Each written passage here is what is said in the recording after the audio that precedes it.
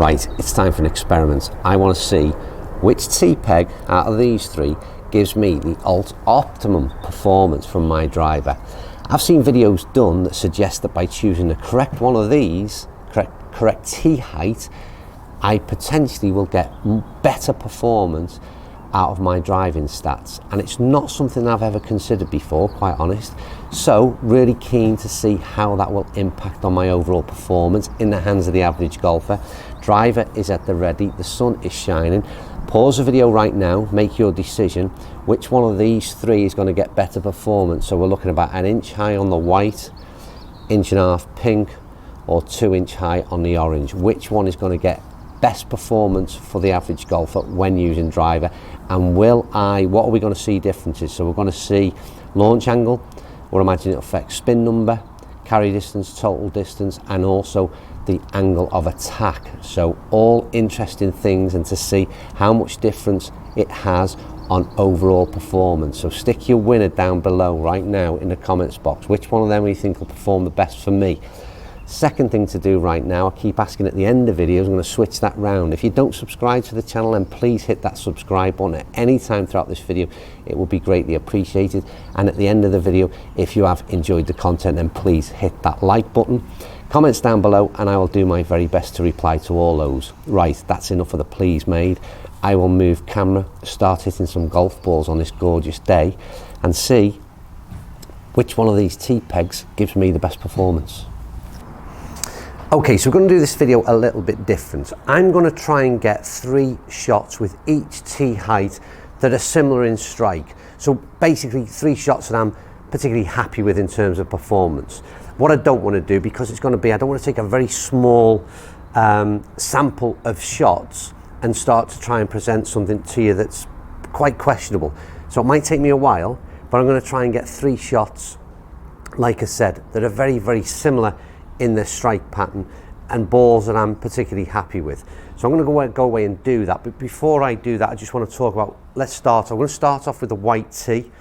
The white tee, when the club is sat, so I'm using G400 Max driver, when the club is sat behind the ball, and you can have a look at a close-up of this now, the ball, I would say a quarter of the ball is above the club face when it's sat down behind it. For me, the white tee just looks that little bit smaller. It's a type of tee I would look if I was trying to get that ball maybe a bit more of a cutty shot, maybe to keep that ball just that little bit lower, a bit more control. But other than that, it looks just that little bit too small and compact for me. That said, let's hit the first one with the camera on, and then I'll go away and see if I can, see how long it'll take me. Could be here several days.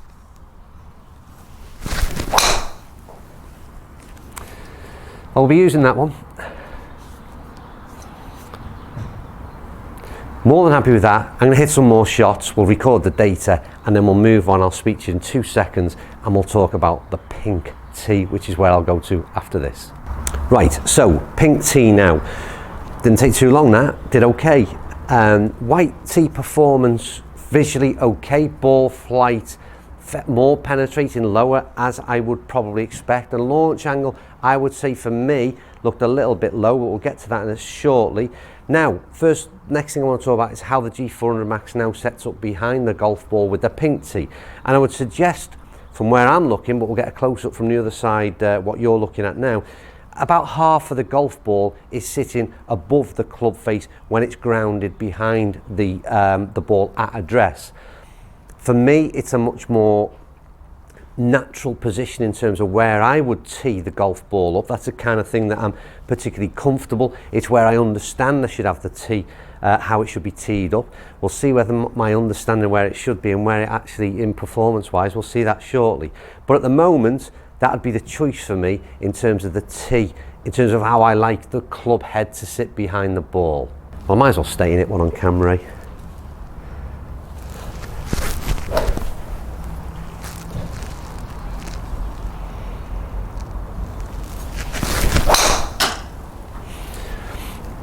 And again, even from that ball, whilst it's up there now, higher ball flight straight away, totally different than what I hit with than any of the tee shots with the white.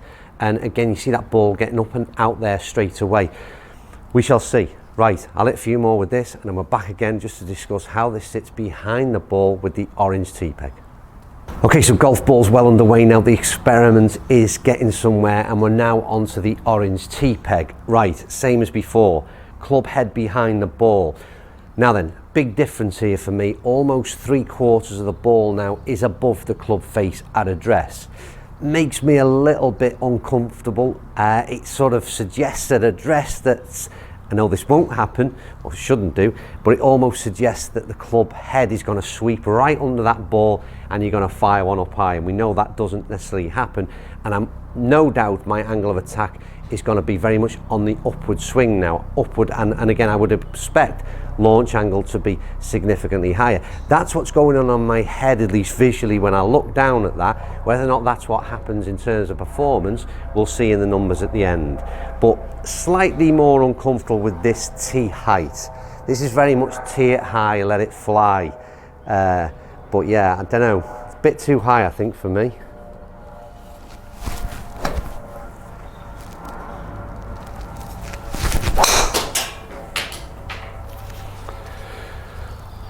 That's a really good shot, to be fair. But again, watching the ball out there into the range, huge amount of launch. I'd be interested to see it comes down at very much a steep descent angle. And I've got to imagine that that ball isn't rolling out that far. But anyway, let me hit some more golf balls with the orange tee. We'll get 3 of each now, some consistent shots, and then we'll sit down and we'll have a good look at these numbers and see how this all translates into overall performance with this driver. Okay, well, that was, for me personally, an interesting experiment, and again, be very much interested in your feedback on this one. I think the first question is, before I go into this, is what tee height or what colour tee or tee height do you currently sort of work with yourself at the moment, and is it something you even consider when you stood on the tee? Do you vary your tee height depending on different situations, different courses, and what you're looking for from ball flight? I don't know. For me, like I said, it's not something that I really pay too much attention to. The only thing I will say is I've always teed the ball up with sort of maybe half of the golf ball itself slightly above the club face at address. That's a rule of thumb that I've worked with. But anyway, first of all, let's get into the numbers, and I'll throw you up the data on the white tees. So white tee, very quickly, spin rate 2397 on average, 241 carry, 268 overall, launching at 11.3, which is quite low, and again what I'd have expected. Average height 76 feet, sorry, and angle of attack, a negative angle of attack, minus 0.3. I think pretty much everything that I would expect to have gotten from the white tee bore out. I think that's fair to say. Let's not compare just yet, because we'll go into the pink tee, which is the one I felt most comfortable with and probably how I would naturally tee a driver up. So spin dropped right down now to 2150, so happy with the spin number on that.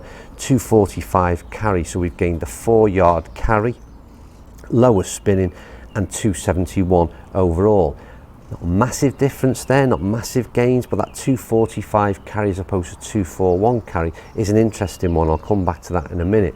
Launch angle went naturally again to 13.6, and peak height 87 feet. So again, all those things were pretty much as you'd expect.